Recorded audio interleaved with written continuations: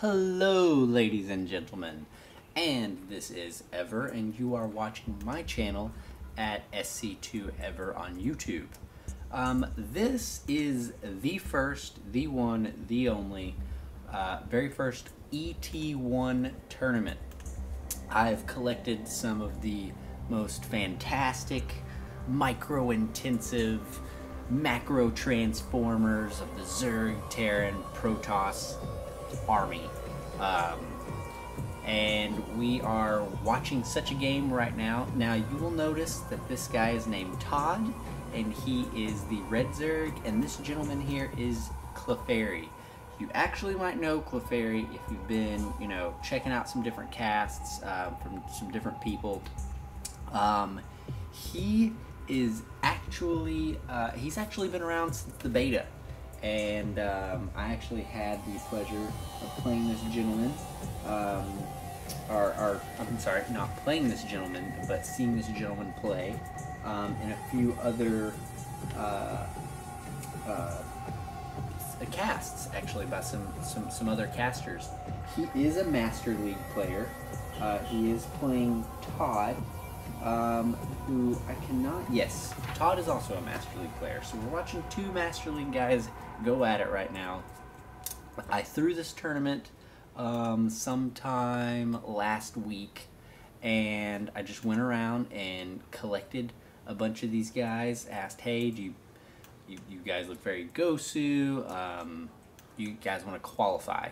And they did some qualifying matchups, and just by seeing these guys play, they were just amazing. So I said, let's do this, let's do qualifying matches, and we did qualifying matches, and the ET1 tournament was born, and here we have it. This will not be the last ET1, and hopefully you guys enjoy it as much as I enjoyed watching it. Me and two of the staff members that helped me do the tournament, Minion, who is a Terran player, and Remedy, who is a Protoss player, just enjoyed the hell out of these games. And these guys are, this isn't TLO or anybody from Mouse or EG Game or Fanatics or anything, but these guys are very Gosu. They have very great fundamental play. We saw some excellent micro-intensive builds, and it's just phenomenal. So without further ado, we see Todd here using his fast expansion to the best of his ability, popping out a few Zerglings, probably going to take down this SCV. It was very good scouting by Clefairy, coming over here using Marines and SCVs, and he is putting a lot of pressure on Todd right now. We bring up the production tab. Todd getting some speedlings. I believe this hatch is going to go up, but he is using those Marines very well, microing them extremely well, really putting a lot of pressure on this Zerg player.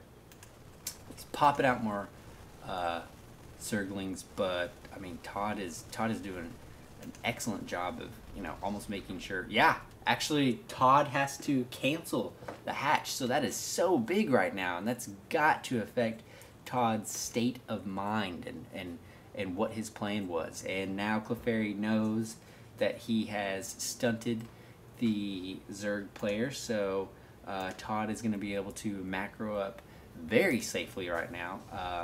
Looks like he's getting ready to take a command, or his natural.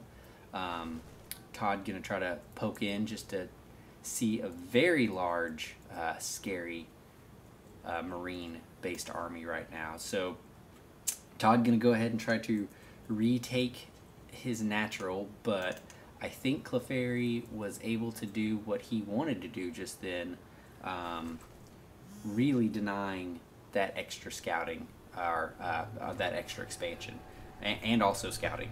Todd is not being able to get up this ramp right here and see that he is about to take his natural and also pump it out 4 factories. So probably going to see an MM ball here, which is not a bad idea on this map. If we're lucky, we might even get to see some drops.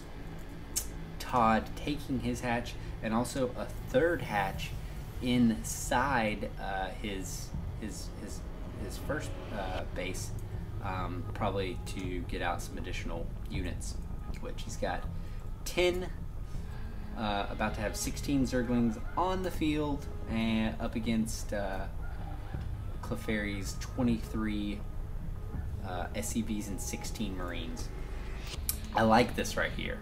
I like this because it funnels in the Zerg player, and whenever you are choking off a Zerg player, it is always a good thing not to get that surround, although these are speedlings, so getting a surround is exactly what they do. But if you will notice, that is a very, very small place to get in Zerglings. These Marines gonna come, kind of do a little scouting, and this is exactly what he wants, exactly what the Terran player wants. He's gonna be able to really shut down this attack. I mean, Todd cannot get in there at all, and he will end up not losing any Zerglings, but that is a scary Marine force right there.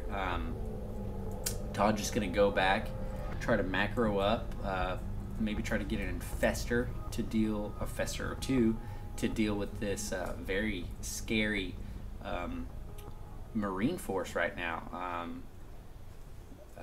Being able to just deny that natural has really affected Todd's playstyle. And looks like Todd is going to come in here. He's going to get funneled again. Nothing has changed except more Marines. So he is really hurting right now. And I think if Clefairy wanted to, he could push in and probably really end this game. It does not look like Todd has a lot. He's got 3 queens, 13 Zerglings against, 5 Marauders and 27 Marines. So that is a big Marine ball, and I don't think that getting mutas would be the appropriate counter at this point, just because, I mean, there are so many Marines right now. So how many mutas are you really going to be able to pump? Anyways, here comes a push by Clefairy. Let's see what happens. These Marines and Marauders have stem, so this is going to end pretty fast unless he is just going to get Banelings and just really end him right now, which those Banelings are not going to pop fast enough. There's a GG by Todd, and we will go to game 2. Those Marines were just, they were just too hard. So here we go.